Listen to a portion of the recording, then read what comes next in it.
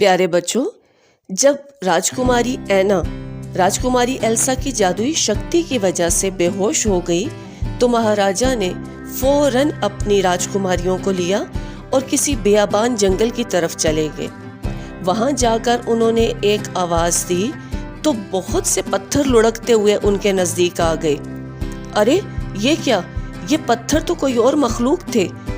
وہ سیدھے ہو کر کھڑے ہوئے اور انہوں نے مہاراجا کے ساتھ باتیں شروع کر دیں۔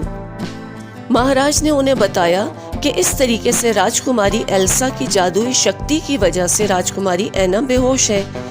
جب ان کے طبیب نے چیک کیا تو بتایا کہ شکر ہے، یہ جادوئی شکتی صرف ذہن تک آئی ہے، ہم اس کا علاج کر سکتے ہیں۔ انہوں نے فوراً اس کا علاج کیا، وہ ٹھیک ہو گئی۔ لیکن اس واقعے کے بعد راجکماری ایلسا بہت خوفزدہ ہو گئی۔ وہ ڈرنے لگی تھی کہ کہیں جانے انجانے میں وہ پھر کسی اپنے پیارے پہ حملہ نہ کر بیٹھے، اس کی جادوئی شکتی کی وجہ سے کوئی زخمی نہ ہو جائے۔ سمے بیتتا چلا گیا۔ شہزادی ایلسا اب بہت کم اینا کے ساتھ ملتی تھی کیونکہ وہ ڈر چکی ہوئی تھی۔ اسی دوران مہاراجا اور مہارانی کا انتقال ہو گیا۔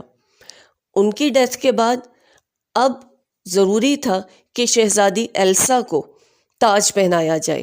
ہاں، اس کو تاج پہنانا تھا تاکہ وہ اپنے دیش کی ملکہ بن سکے۔ جب یہ خبر سنی تو شہزادی اینا بہت خوش ہوئی۔ راجکماری اینا اپنی بہن کی تاج پوشی کے لیے بہت خوش تھی۔ اس نے پورے محل کو دلہن کی طرح سجایا تھا اور بے شمار مہمان بلائے تھے تاکہ اس کی بہن کی خوشی میں سب شامل ہو سکیں۔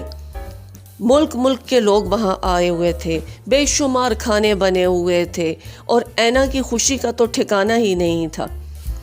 جب ایلسا کو تاج پوشی کے لیے بلایا گیا تو سب سے پہلے اس کے سر پہ ملکہ کا تاج رکھا گیا۔ پھر اس کے بعد ایک عہد لینا تھا۔ جب اس کے عہد لینے کا وقت آیا تو اس کو اپنے ہاتھوں سے پہنے ہوئے دستانے اتارنے تھے۔ آپ کو یاد ہے نا بچوں کہ اس کے ہاتھوں میں تو جادوئی شکتی تھی، اسی وجہ سے وہ ہر وقت اپنے ہاتھ پہ دستانے پہن کے رکھتی تھی۔ آپ لوگ اس کو گلوز بولتے ہو نا، گلوز پہن کے رکھتی تھی۔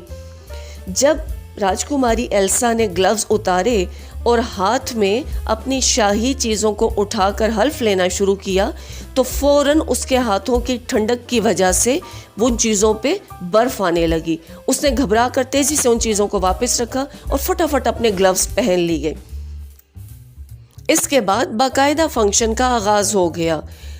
میوزک تھا، ڈانس تھا، کھانے تھے، بہت زبردست پارٹی چل رہی تھی۔ وہاں پر راجکماری اینا کا ایک انتہائی لالچی دوست آیا ہوا تھا جو راجکمار بننا چاہتا تھا، اور اس نے اینا کے ساتھ جھوٹ بول رکھا تھا کہ وہ بہت امیر ہے، وہ دوسرے دیش کا راجکمار ہے، اور اینا بھولی بھالی اس کی باتوں کو سچ سمجھ بیٹھی تھی۔ اینا نے راجکماری، ارے ہاں اب تو وہ ملکہ ہو گئی نا، مہارانی ایلسا سے اس راجکمار کی ملاقات کروائی اور بتایا کہ وہ اس سے شادی کرنا چاہتی ہے۔ ایلسا یہ بات سن کر کچھ پریشان ہو گئی۔ اس نے کہا، اتنی جلدی ہم کیسے جان سکتے ہیں کہ یہ اچھا انسان ہے یا نہیں؟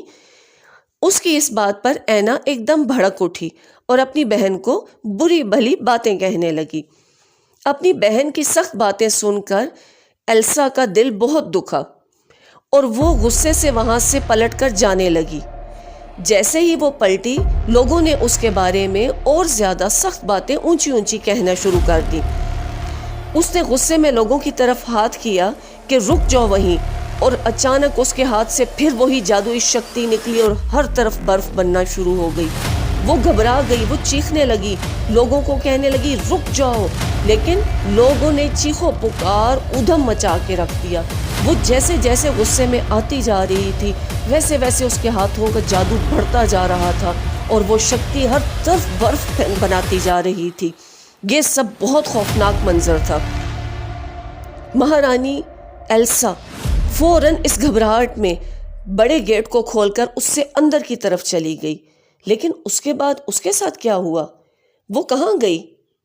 یہ جاننے کے لیے ہم پھر سٹوری میں بات کریں گے پارٹ 3 میں۔